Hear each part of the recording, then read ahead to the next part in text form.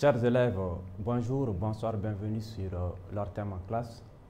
Pour suivre votre leçon de géographie en classe de 9e année, dans le thème le Mali vie économique. Mise en situation. Quelle place occupe le coton dans l'économie malienne?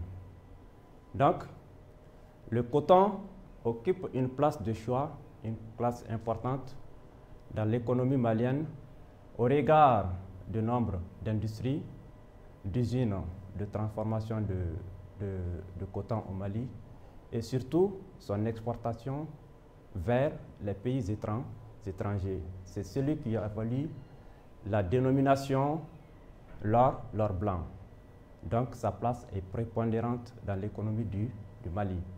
Alors, chers élèves, à la fin de la leçon, vous devez être capable de citer les conditions de l'économie malienne, citer les principales productions agricoles du Mali, citer les ressources minières et énergétiques du Mali, énumérer les branches industrielles du Mali, énumérer les moyens de transport du Mali et enfin, énumérer les produits commerciaux du Mali.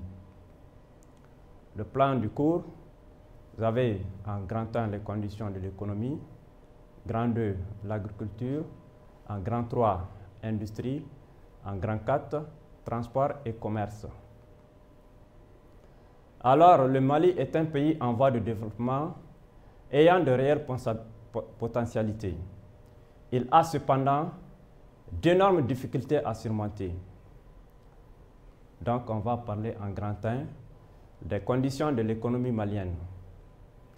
Donc, le Mali est parmi les pays les moins avancés du monde.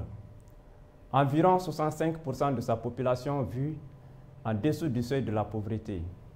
Les 2/3 de son territoire est en zone aride. L'activité économique est en grande partie concentrée dans les régions du sud. L'économie du Mali est essentiellement agricole et très vulnérable aux aléas climatiques et aux fluctuations des cours des matières premières.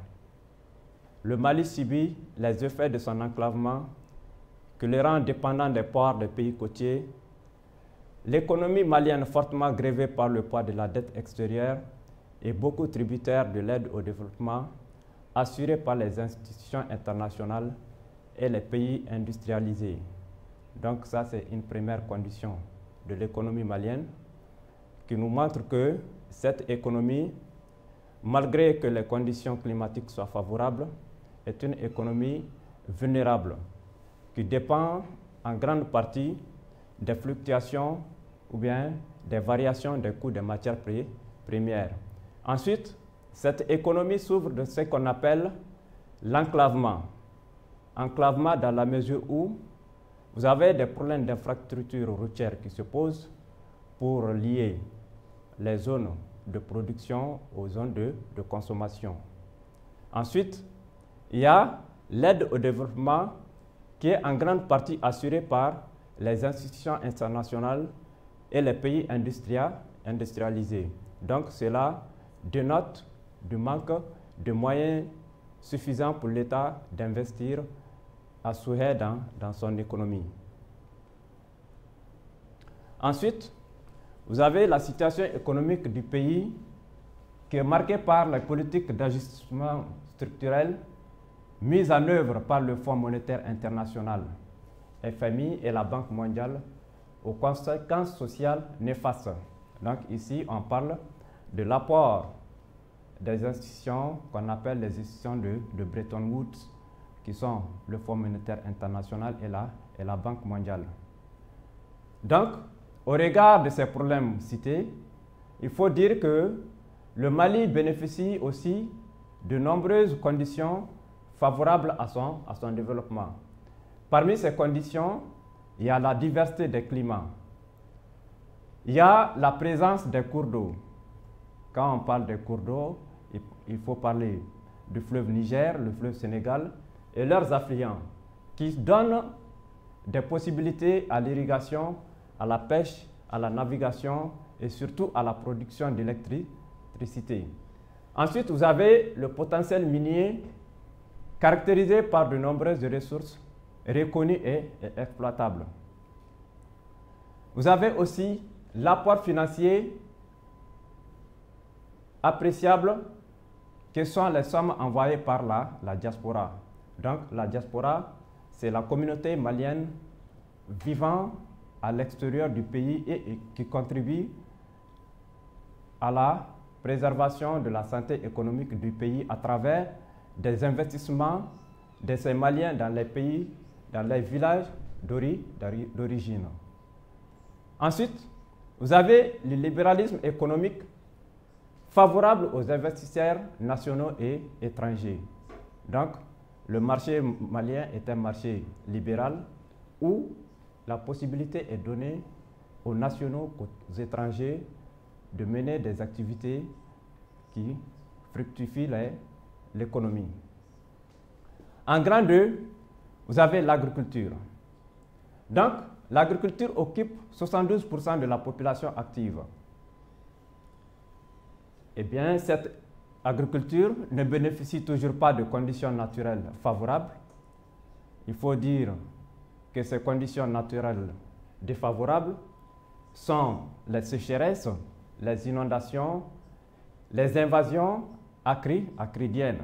Par exemple, les criquets qui détruisent les récoltes. Donc, c'est ce qu'on appelle les invasions acridiennes. Vous avez la production agricole. La superficie des terres effectivement cultivées est estimée à 3 millions d'hectares, soit 10% des terres arables. Alors, malgré le manque d'infrastructures et la dépendance en partie de l'irrigation et surtout des crues du Niger et de ses affluents, la production augmente.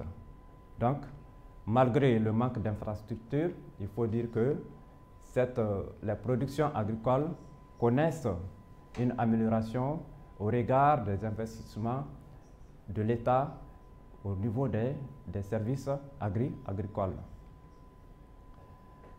Alors, ces services agricoles passent par ce qu'on appelle la modernisation des équipements agricoles. Donc, ce n'est plus la houe qui va servir le paysan pour des hectares. Et bien sûr, il y a ce qu'on appelle les moyens modernes, comme les tracteurs, les charrues, qui sont venus à la place de la daba. Parce qu'il faut aller vers une productivité et une production de qualité et de quantité. Ensuite, il y a l'accès aux engrais et aux intrants. Donc, vous avez le Mali à travers ce qu'on appelle la politique, l'initiative RI, qui a amené les paysans à accéder aux équipements modernes, aux engrais et aux intrants pour une meilleure production. Il y a aussi l'amélioration des infrastructures routières et le renforcement de l'encadrement technique. Quand on parle de production, il faut nécessairement une consommation. Alors, il faut investir dans les infrastructures routières pour rapprocher les zones de production aux zones de consommation. Alors, les cultures vivrières.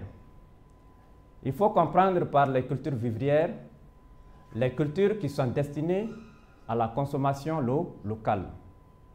Et ces cultures sont, entre autres, le mil, qui est la base de la population, de la majorité de la population rurale du Mali, et c'est la première culture vivrière.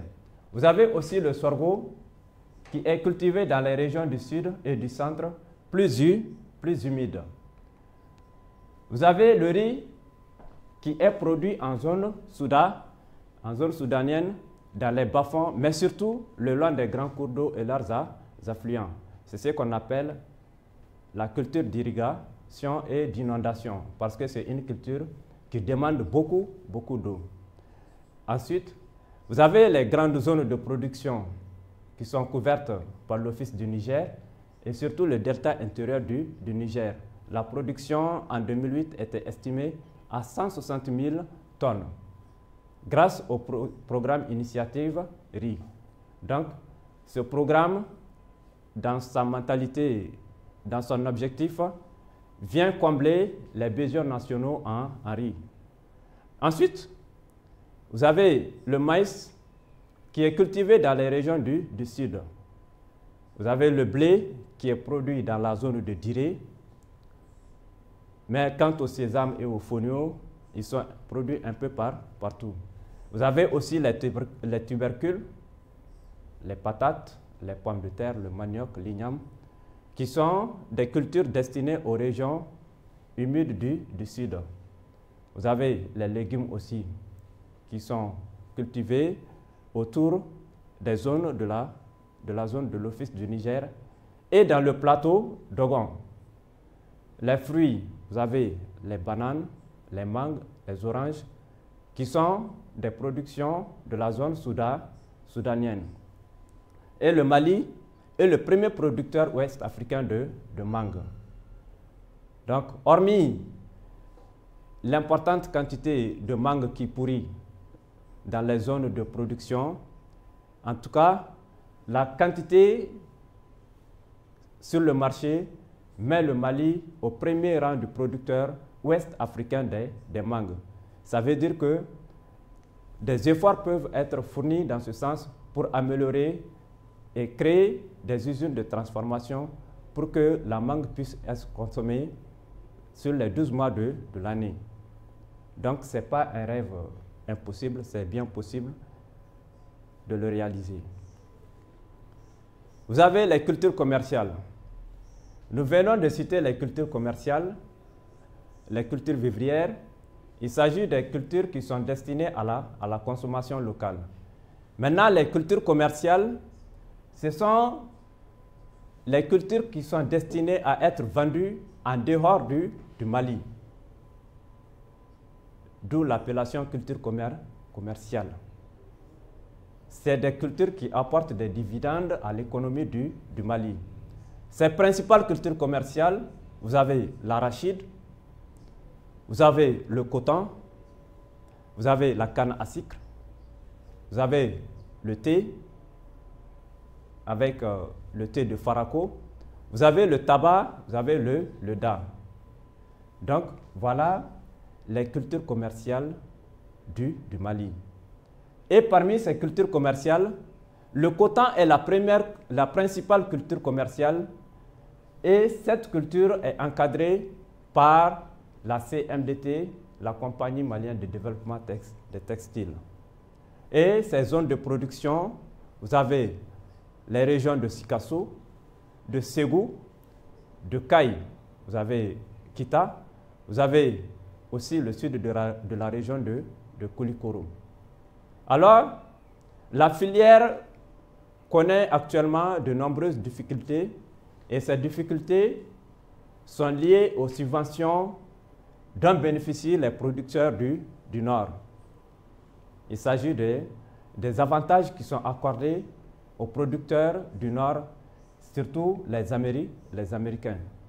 Surtout aussi, il y a les fluctuations des cours, c'est-à-dire les variations des prix et l'accès aux intrants.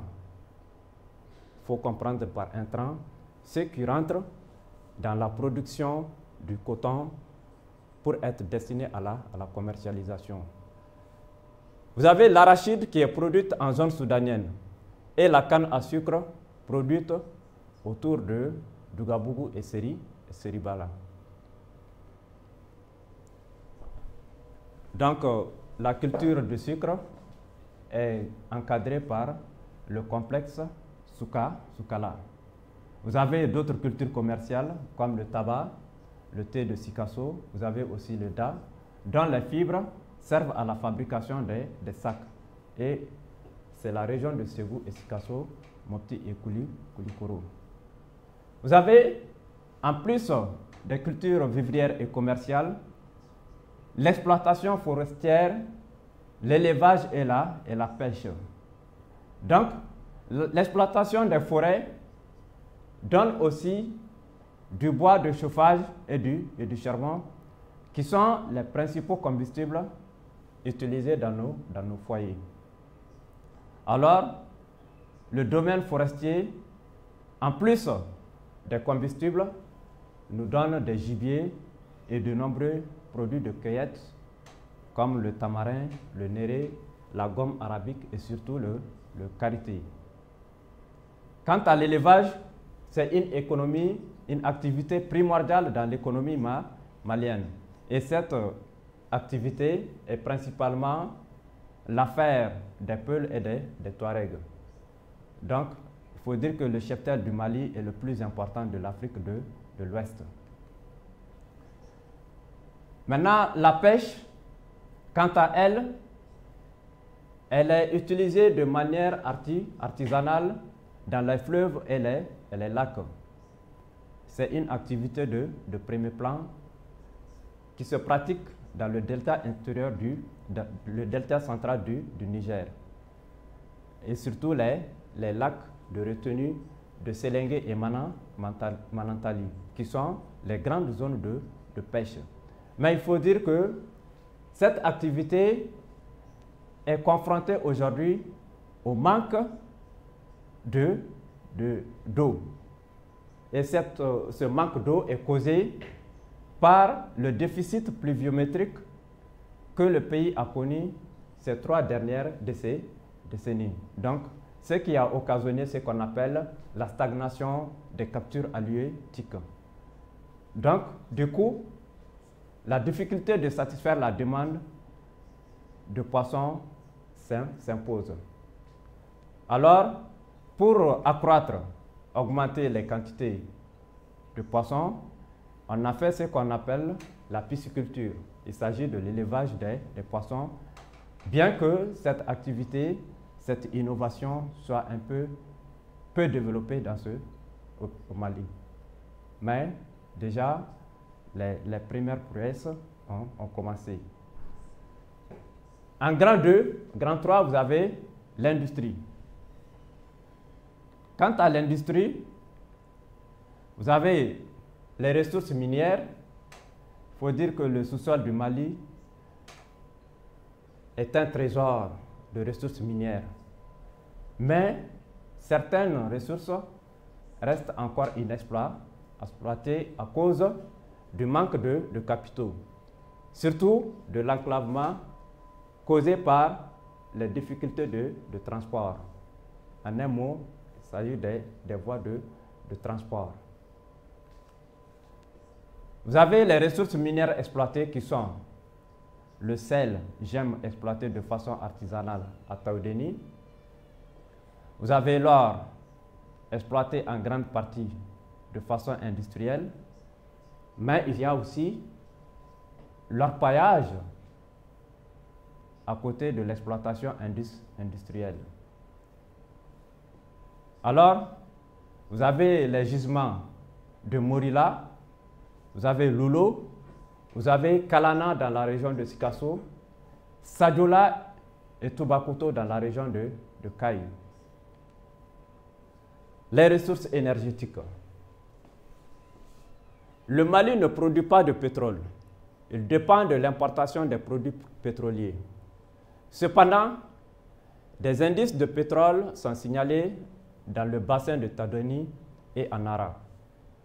La production électrique du pays est faible. L'électricité malienne est fournie à 80% par les centrales hydroélectriques de Séléngué, Sotiba, Manantali et à 20% par les centrales thermiques des grandes villes. La couverture électrique est faible. Seuls 25% de la population ont accès à l'électricité. Donc, le Mali, en matière de ressources énergétiques, dépend dans sa plus grande majorité de l'importation du pétrole. Mais des indices sont bien précis, sont bien retrouvés dans le bassin de Taoudéni et à Anara. Mais pour le moment, la majorité de la production, 80%, vient des centrales hydroélectriques de Séléngué, Sotiba et Manantali. Et les 20% sont fournis par ce qu'on appelle les centrales thermiques, donc les régions. les régions sont fournies par les centrales thermiques. La couverture électrique du Mali est très faible. Très faible. 25% seulement de la population ont accès à l'électricité. Donc, c'est une entrave au développement économique quand on sait qu'aujourd'hui, la majorité des activités que nous menons quotidiennement sont à base d'électricité. Vous partez chez le coiffeur, c'est l'électricité. Vous partez chez le soudeur, c'est l'électricité. Et beaucoup d'autres activités. Maintenant, pour pallier à ce manque et combler le déficit, il y a l'AMADER, l'Agence malienne pour le développement de l'énergie rurale, qui est venue mener des campagnes de sensibilisation pour que les gens utilisent ce qu'on appelle les foyers améliorés, afin de réduire les combustibles traditionnels qui constituent un problème parce que ça détériore nos forêts. Ensuite, vous avez ce qu'on appelle les énergies renouvelables, les nouvelles énergies. Vous avez la biomasse, vous avez l'énergie solaire, vous avez l'énergie éolienne. Solaire, énergie qui vient fournie par le soleil, éolienne par le vent, qui sont de plus en plus utilisées. Vous avez les branches industrielles. L'activité industrielle est surtout concentrée à Bamako. Vous avez les industries alimentaires comme l'huilerie cotonnière du Mali, Icoma, qui a ses usines à Koutiala, avec Koulikoro, il y avait l'Icoma à Koulikoro qui n'est plus, et Kita, qui produit de l'huile de coton, de l'huile d'arachide et l'aliment bétail. Vous avez le complexe sucrier de Soukala, avec ses raffineries à Dougabougou et Siribala pour la production de sucre. Vous avez les grands moulins du Mali, GMM. Vous avez la grande confiserie du Mali, GCM. Vous avez la Société malienne de biscuits et pâtes alimentaires, Soma Bipal, qui produisent de la farine, de blé, des bonbons, des biscuits, de l'aliment pour le bétail. Vous avez l'Union laitière de Bamako Malilay, qui produit des produits laitiers. Vous avez les brasseries du Mali, Bramali, qui produisent des boissons, des jus de fruits. Vous avez les industries textiles de cuir et de peau, la compagnie malienne de textiles Comatex SA de Ségou, la société Bakari Textile Batexi, qui produisent des tissus imprimés. Vous avez la tannerie d'Afrique de l'Ouest, Tiao, qui traite une quantité importante de peau par an.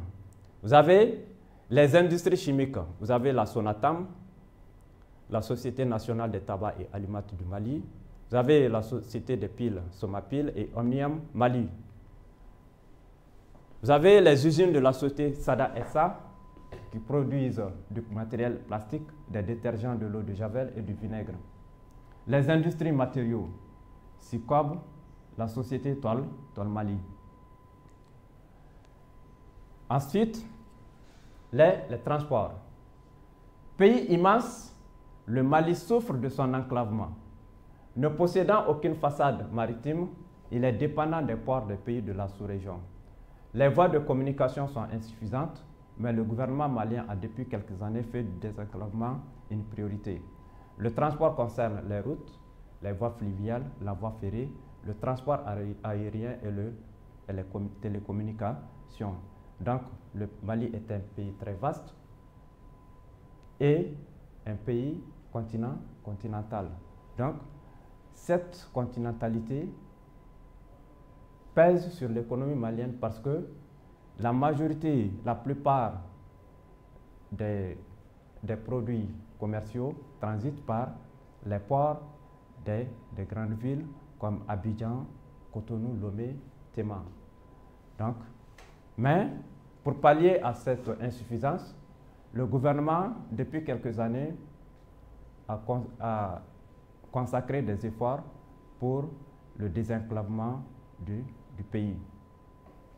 Les transports concernent en grande partie les routes, Ensuite, il y a les voies fluviales, vous avez la voie ferrée, vous avez le transport aérien et les télécommunications. En ce qui concerne les télécommunications, vous avez 3 réseaux de téléphonie mobile au Mali, Orange, Malitel et Télécel, complétés par les quotidiens nationaux les soirs. Ensuite, vous avez les quotidiens indépendants, plus les radios privées, auxquelles s'ajoute le réseau Internet. Donc, c'est un domaine qui est en nette progression dans notre pays. Le commerce. Les importations du Mali concernent les produits alimentaires, les produits manufacturés, les matériels informatiques, les matériaux de construction et les biens d'équipement, des produits pétroliers, des machines et des produits chimiques. Donc, voilà, entre autres, les produits importés par le Mali. En ce qui concerne les exportations, ça concerne les minerais, le bétail, le coton, le poisson, les peaux, les tissus et les mangues. Maintenant, les principaux ports sont le port de Lomé, Tema, Cotonou, Abidjan, et Dakar, qui assurent le transit des produits d'importation et d'exportation. Quand on fait le commerce, il faut des partenaires. Et le Mali a des partenaires comme les pays de l'Union européenne, les pays asiatiques, les États membres de la CEDEAO. La balance commerciale du Mali est déficitaire. Déficitaire dans la mesure où les importations dépassent les exportations. Alors, évaluation. Cite 3 cultures vivrières au Mali. Cite 3 produits d'exportation du Mali. Question d'enquête. Cite les pays de la zone côtière et humide de l'Afrique de l'Ouest. Merci chers élèves et à la prochaine leçon.